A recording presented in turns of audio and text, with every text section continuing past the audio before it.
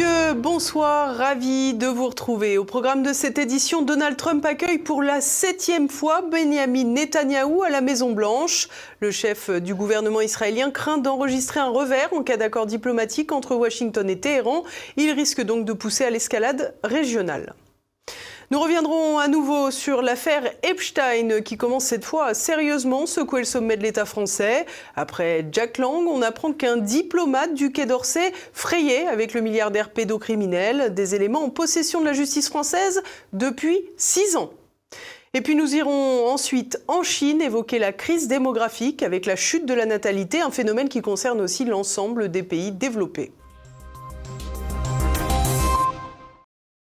Ce mercredi, le Premier ministre israélien est à Washington pour inciter Donald Trump à ne rien céder à l'Iran, une position qui risque d'ouvrir une véritable guerre ouverte. Explication d'Édouard Chano. C'est leur 7e rencontre officielle en un an. Benyamin Netanyahou est reçu ce mercredi par Donald Trump à la Maison-Blanche.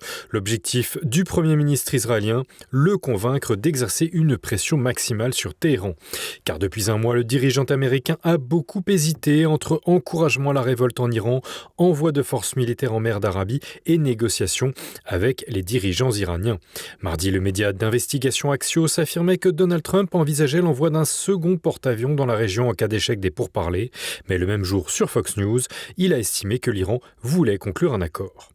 Je pense qu'ils veulent conclure un accord. Il serait bien naïf de ne pas le faire. La dernière fois, nous avons neutralisé leur arsenal nucléaire et nous verrons si nous pouvons en neutraliser davantage cette fois-ci.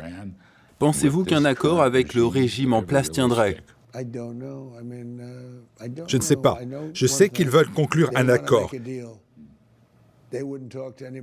Ils ne parleraient à personne d'autre, mais ils me parlent. C'est une bonne question. Beaucoup de gens disent non, et moi je dirais que je préfère conclure un accord. Il faut que ce soit un bon accord. Pas d'armes nucléaires, pas de missiles, pas de ceci, pas de cela, tout ce que vous voulez. Mais certains craignent qu'ils aient été très malhonnêtes toutes ces années.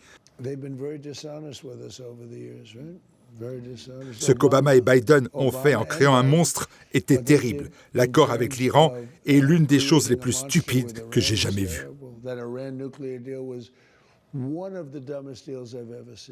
Rappelons que Donald Trump a quitté en 2018 l'accord de 2015, le jugeant inefficace. Voici donc le président américain contraint de reconstruire ce qu'il a détruit.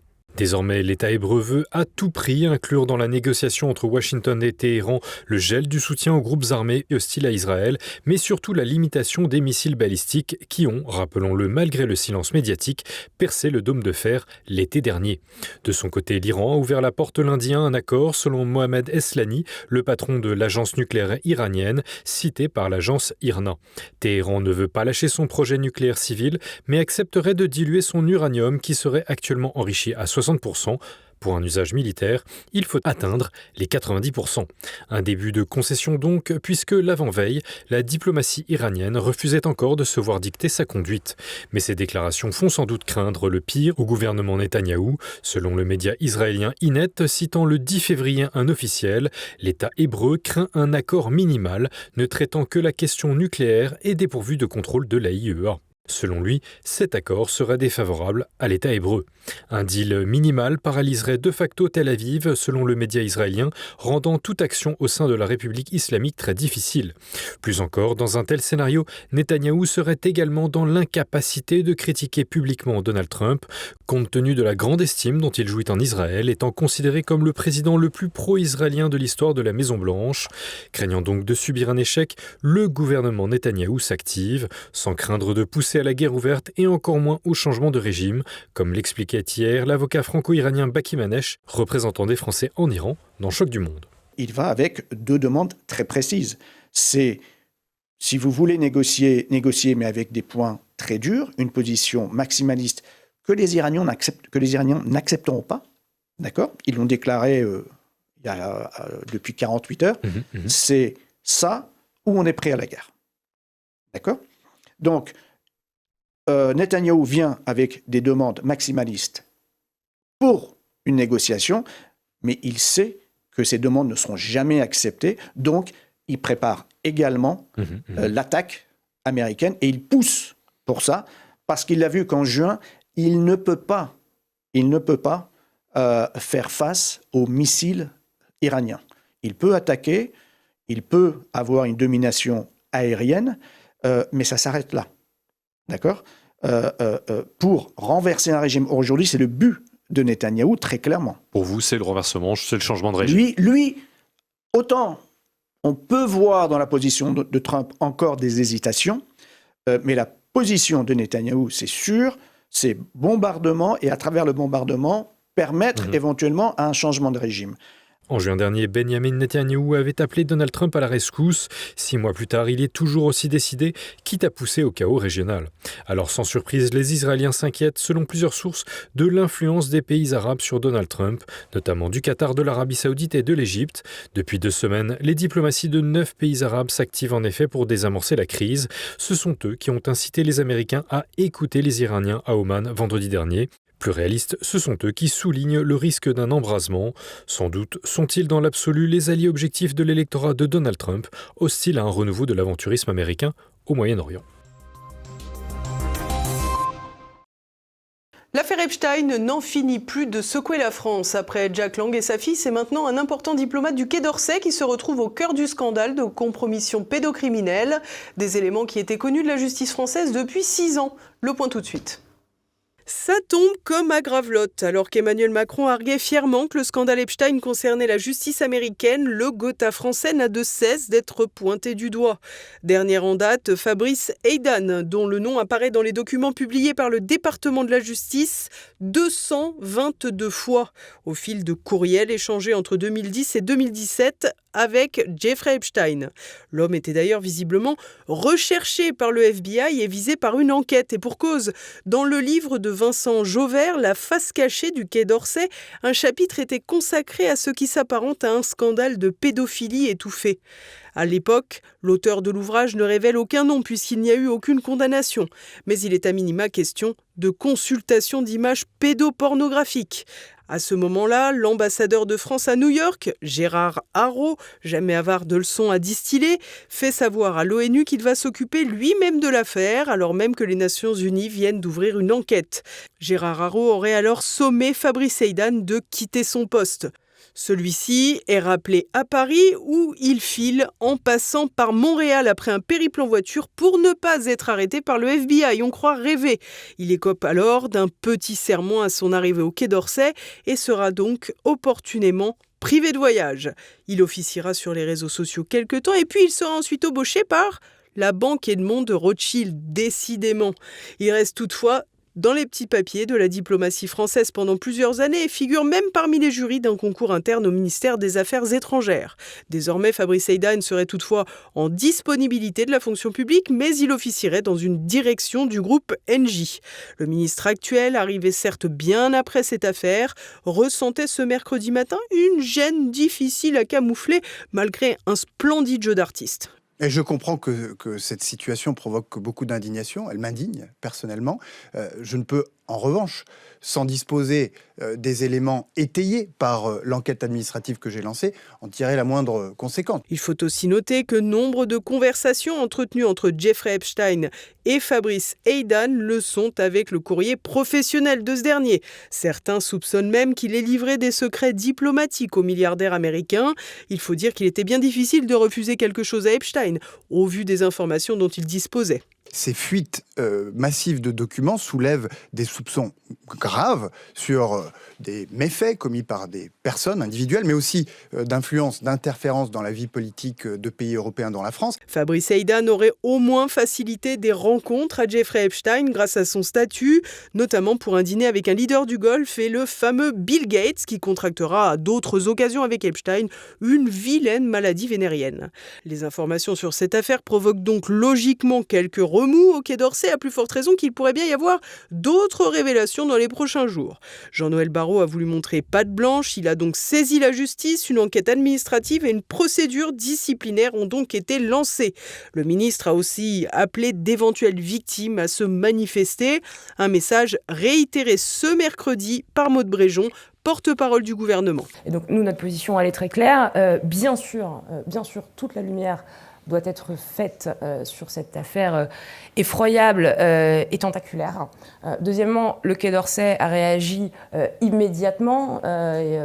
Mon collègue Jean-Noël Barrot a fait notamment un signalement au titre de l'article 40 hier. Et bien sûr, nous invitons et j'encourage les femmes qui auraient été victimes, bien sûr, à parler et à se tourner vers la justice. En plein dans le mille, il se trouve en effet que la justice française disposait des courriels de Jeffrey Epstein depuis la perquisition menée en septembre 2019. Et force est de constater que cette même justice ne s'est pas épuisée avec une enquête. À plus forte raison que depuis la mort suspecte du vaillant camarade de Jeffrey Epstein, Jean-Luc Brunel, en 2022, la justice a refermé le couvercle sur l'affaire. Une décision difficile à comprendre dans la mesure où l'on connaissait l'existence de la garçonnière diabolique de Jeffrey Epstein sur l'avenue Foch près des Champs-Élysées, puisque c'est précisément en ces lieux qu'une perquisition a été menée par la police. Face à cette étonnante paralysie de la justice française, l'association Innocence en danger a réclamé l'ouverture d'une enquête en France. En juillet 2019, l'association avait déjà adressé un signalement au procureur de Paris au sujet des agissements de Jeffrey Epstein à Paris.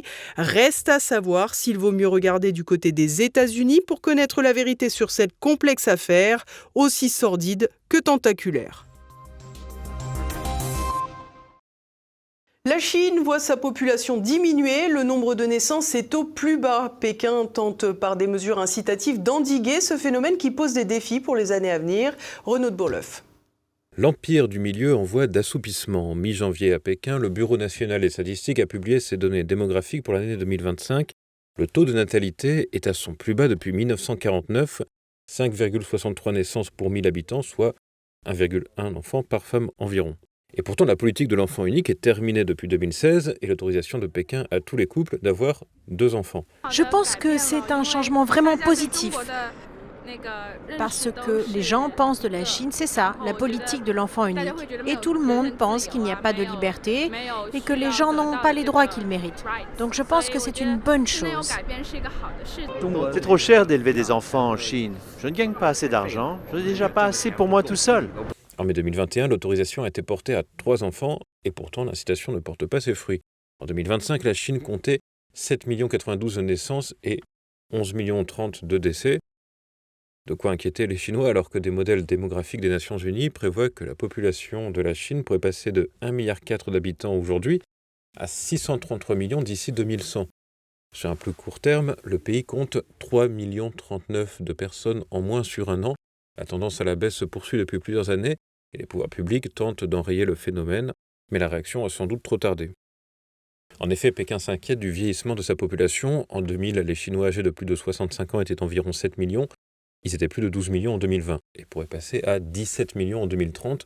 La question des retraites sera alors le défi dans les années à venir, alors qu'il y aura de moins en moins d'actifs pour les payer.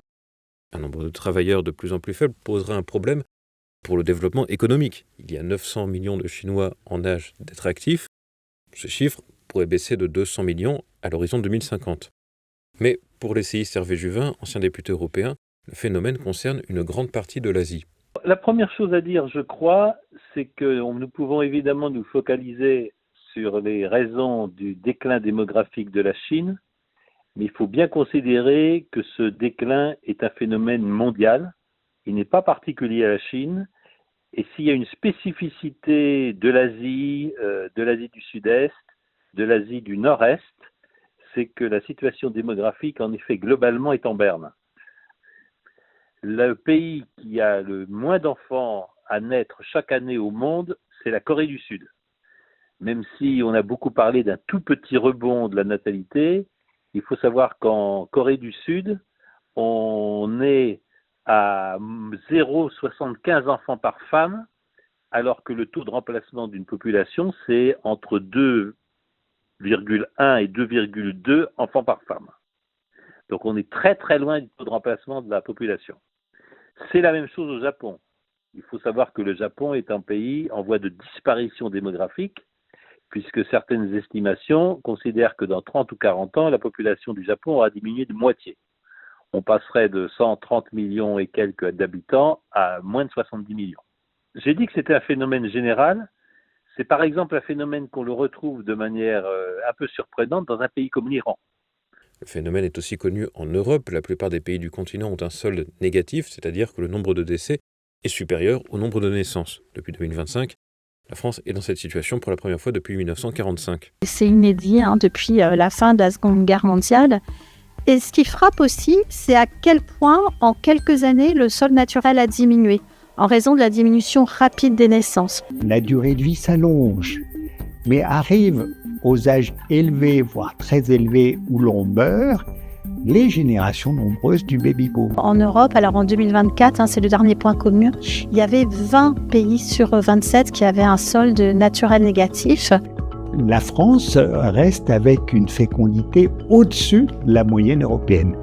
20 à 25% au-dessus de la moyenne européenne. La baisse de la natalité est un point commun entre l'Europe et l'Asie, et finalement à l'ensemble des pays développés. Ce qui pose une question, est-ce qu'atteint un certain niveau de développement, atteint aussi un certain niveau d'exigence professionnelle et de compétition professionnelle, atteint aussi un certain niveau de vie virtuelle.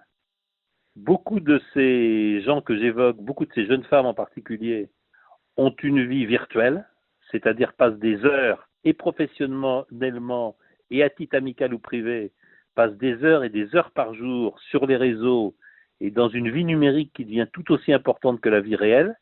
Est-ce que nous ne sommes pas devant, je l'ai dit, une rupture anthropologique où il est parfaitement concevable de conduire une vie entière en célibataire et une vie heureuse? J'ai eu la chance de côtoyer plusieurs sociétés qu'on appellerait éloignées des nôtres. Il y a un certain temps, on aurait dit primitives. Un ou une célibataire, quelqu'un qui ne vit pas avec un homme ou une femme, c'est la pire condition qu'on puisse trouver. C'est quelqu'un de pauvre, c'est quelqu'un qui est mal nourri, mal soigné, et c'est quelqu'un qui ne vivra pas très vieux. On assiste à une situation exactement inverse dans la plupart des pays développés aujourd'hui, où une vie de célibataire peut être une vie parfaitement heureuse, une vie probablement avec moins de stress, et une vie qui semble devenir un modèle pour une partie significative des populations des pays riches.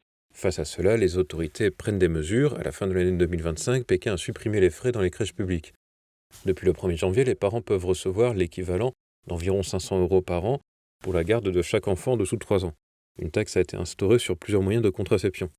Les autorités locales prennent en charge ce problème, réduction d'impôts, allocation logement, allongement de la durée des congés maternité, services de garde étendus et même dans certaines provinces, bonus financiers. Autant de mesures dont on ne peut pas encore estimer l'efficacité. Parmi les mesures les plus spectaculaires, alors il semble qu'en Hongrie, ça porte ses fruits, mais ça va très très loin puisqu'on va jusqu'à un salaire maternel, on va vers une aide à l'augmentation de la surface des logements. On sait qu'en Russie, il y a aussi des aides très importantes. Elles ne semblent pas produire beaucoup d'effets. Et à cet égard, il faut toujours signaler le drame absolu qu'est la saignée démographique que vit à la fois l'Ukraine et à la fois la Russie aujourd'hui. En Chine, on a des mesures qui deviennent chaque année plus incitatives, mais le tableau général, si je regarde la majorité des pays concernés, c'est que ça n'a pas, ou ça a peu d'effets, ou ça a des effets extrêmement dilués dans le temps. Alors, si on considère que la démographie, c'est le destin, c'est une citation très en vogue du 19e siècle, mais si on considère que la démographie, c'est le destin, il y a quelques questions à se poser sur l'avenir d'une humanité qui souhaite de moins en moins se reproduire. Et passons à présent à l'actualité en bref en France. La France aussi aurait besoin d'une révolution de la politique familiale. C'est d'ailleurs l'objectif du député Horizon, Jérémy Patriel-Létu.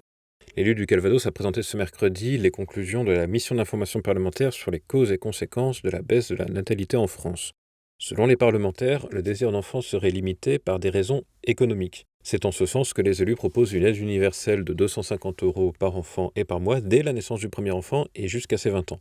Les députés proposent aussi un nouveau prêt à taux zéro pour l'acquisition ou l'agrandissement du domicile familial à l'occasion de chaque naissance, ainsi qu'un congé parental unifié qui permettrait aux parents de rester auprès de leur enfant de la naissance à l'entrée à l'école maternelle. Les députés ont aussi critiqué la tendance dite No Kids, évoquant l'idée de la SNCF de créer des espaces sans enfants dans les trains. Il faudra aussi penser au programme de l'éducation nationale et en particulier au manuel de SVT qui enseigne aux élèves que ne pas avoir d'enfants est le meilleur moyen de réduire les émissions de carbone. Le plein emploi brandi par Emmanuel Macron est un fiasco. À la fin de l'année 2025, le taux de chômage en France atteint 7,9%. C'est le chiffre le plus élevé depuis 2021, année marquée par les conséquences des décisions politiques toxiques pendant la crise du Covid. Les jeunes entre 15 et 24 ans sont quant à eux les plus frappés par cette débâcle de l'emploi. Ils sont plus d'1 sur 5 à chercher du travail, avec un taux de 21,5%, soit 2,8 points de hausse sur l'année.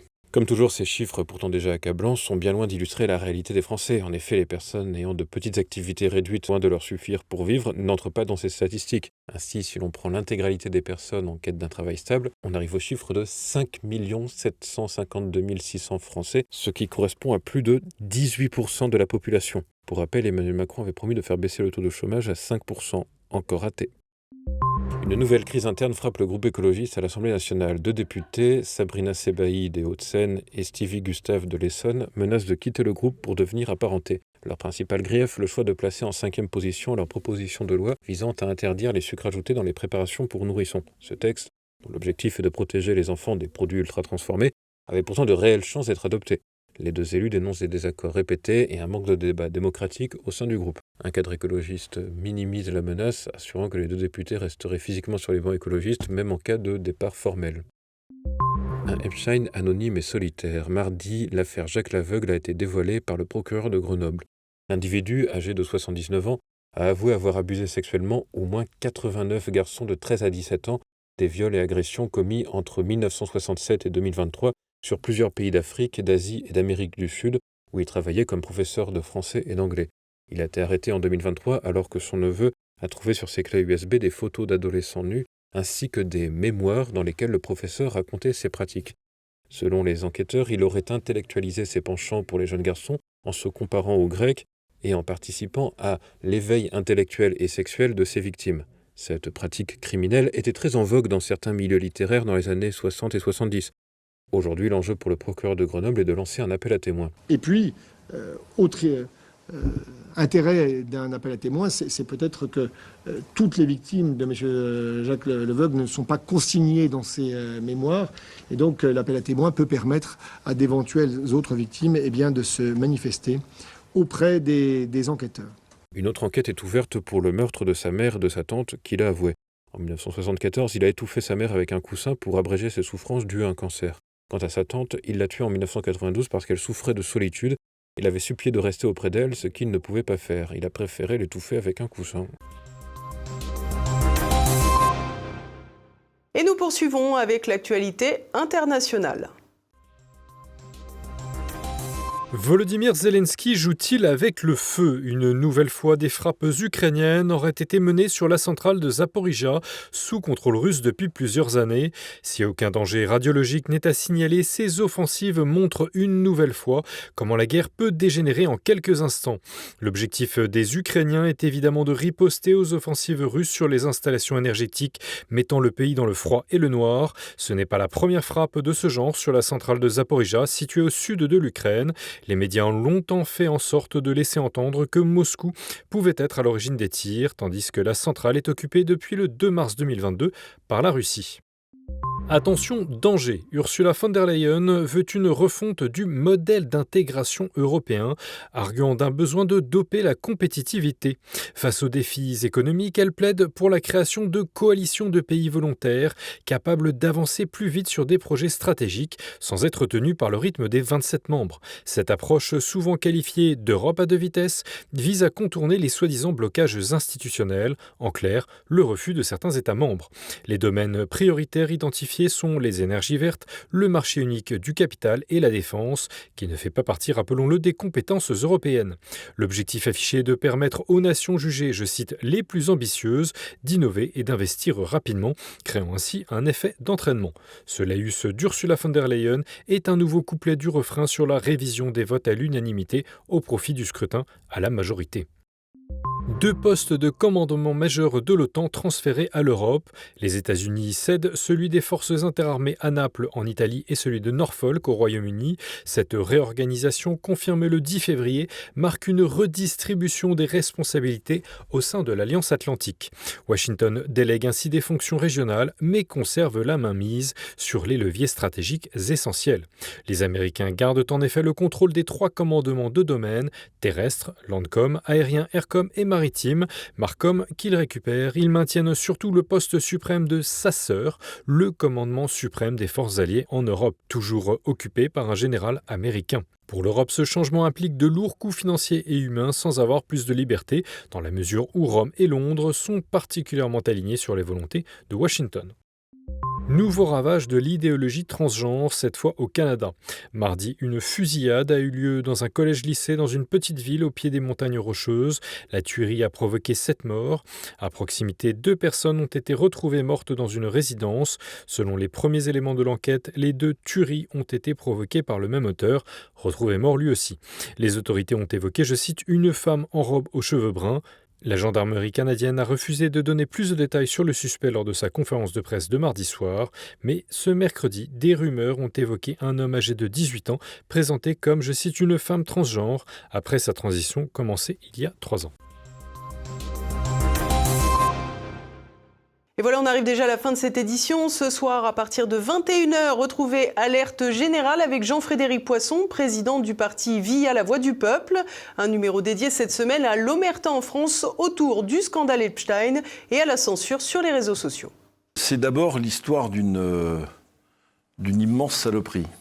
J'ai beau chercher, je sais que sur un plateau de télévision, en face d'un public respectable, mais j'ai beau chercher d'autres mots, j'en trouve pas. Ça ajoute à la prostitution, au trafic d'êtres humains, de la pédophilie, de la criminalité tous azimuts, de l'exercice d'influence, du chantage. Enfin, aux États-Unis, il y a de quoi être condamné pour plusieurs siècles à la fois, comme ils pratiquent le cumul des peines. Donc c'est de l'horreur absolue, c'est de la barbarie presque à l'état chimiquement pur, malheureusement, auquel une classe politique qui a perdu toute forme de repère, qui considère que dans sa toute-puissance, elle a le droit d'agir sans limite, comme il lui plaît. Enfin, une classe politique, pas que politique, un ensemble de personnes, on va dire. Politico-médiatique, on pourrait dire. Malheureusement, on pourrait dire ça, puis même économique. Enfin, il y a apparemment un peu tout le monde là-dedans. Également au programme Perles de culture, Anne Brassier reçoit l'éditeur Jacques de Guilbon pour la réédition du dernier livre de Balzac, L'envers de l'histoire contemporaine. Demain, dès jeudi, retrouvez également un nouveau Zoom avec Éric Monvoisin de Lavaux, président du Rassemblement vendéen, sur son ouvrage Haut les cœurs. Je pense que mon combat vaut le coup d'être mené.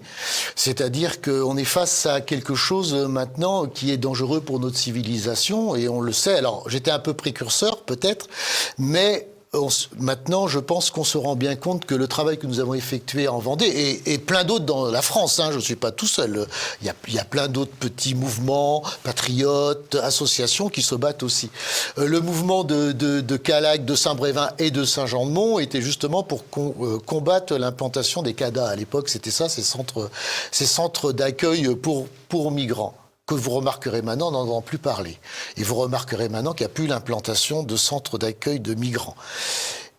Ils ont contourné le problème. Je dis ils ont, c'est ceux qui nous dirigent actuellement en faisant plutôt des implantations ponctuelles de quelques personnes migrantes à droite à gauche pour que ça soit moins vu, parce qu'ils se sont rendus compte qu'il y avait des combattants comme nous qui n'hésitaient pas à aller s'opposer à ce genre de faits.